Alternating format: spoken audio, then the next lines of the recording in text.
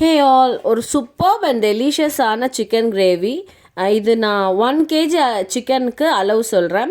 3 தக்காளி 2 வெங்காயம் எடுத்துகிட்டு இருந்தேன். ஆக்சுவலாக இது வந்து என் சிஸ்டரோட மதர்இன்லாவோட ரெசிபி. கடாயில் எண்ணெய் ஊற்றுங்க, அரிஞ்சு வச்சுருக்க வெங்காயத்தை போடுங்க. ஃபஸ்ட்டு நல்லா வதக்குங்க. அந்த வெங்காயம் நல்லா வதங்கினதுக்கப்புறமா நம்ம அரிஞ்சு வச்சுருக்க தக்காளி அது கூட ஆட் பண்ணுங்கள். ஆக்சுவலாக வந்து கொஞ்சம் பாதியெல்லாம் வதங்காதீங்க, நல்லாவே வதக்கிட்டு மிக்ஸி ஜாரில் போட்டு அரைச்சி எடுத்து வச்சுக்கோங்க. அதே கடாயில் எண்ணெய் ஊற்றிட்டு 3 பட்டை 3 லவங்கம் போடுங்க. 1 kgக்கு இது போதுமானது. அப்புறம் நிறைய கருவேப்பிலை போடுங்க. ஒரு கைப்பிடி அளவுக்கு சின்ன வெங்காயம் கட் பண்ணிவிட்டு போடுங்க. அது நல்லா வதங்கட்டும். இந்த அளவுக்கு வதங்கி வந்ததுக்கப்புறமா இஞ்சி பூண்டு பேஸ்ட் போடுங்க. ஒரு 3லேருந்து 4 டேபிள் ஸ்பூன் போட்டால் போதும். இல்லைன்னா நம்மளுக்கு அந்த ஃப்ளேவர், சிக்கனோட ஃப்ளேவர் தெரியணும்ல, அதுக்காக தான் நான் எக்ஸ்ட்ரா 2 தக்காளி ஆட் பண்ணேன். அப்போ தான் கிரேவி கொஞ்சம் நல்லா திக்காகி வரும், அதுக்காக. தென் சிக்கன் ஆட் பண்ணிவிட்டு எல்லா மசாலாவும் சிக்கனோட சேர்கிற மாதிரி நல்லா வதக்கி எடுத்துக்கோங்க.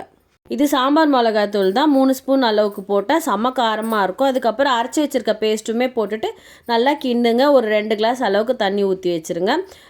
தண்ணி ஊற்றிட்டு அப்படியே கொஞ்சம் நேரம் சூடு ஏறட்டும். நான் வந்து மிளகுத்தூள் வெளியே கடையில் வாங்க மாட்டேன், வீட்லேயே கோர்ஸாக அரைச்சி வச்சுப்போம். ஸோ அது ஒரு 2 ஸ்பூன் போட்டோம். அப்போ இன்னும் கொஞ்சம் சுருக்குன்னு இருக்கும் அந்த காரம். நம்ம சாப்பிட்றப்ப எப்போவுமே வந்து நான்வெஜ் எல்லாம் கொஞ்சம் ஸ்பைஸியாக சாப்பிட்டா தான் வந்து சாப்பிட்ட மாதிரி இருக்கும், அந்த டேஸ்ட் சூப்பராக இருக்கும்.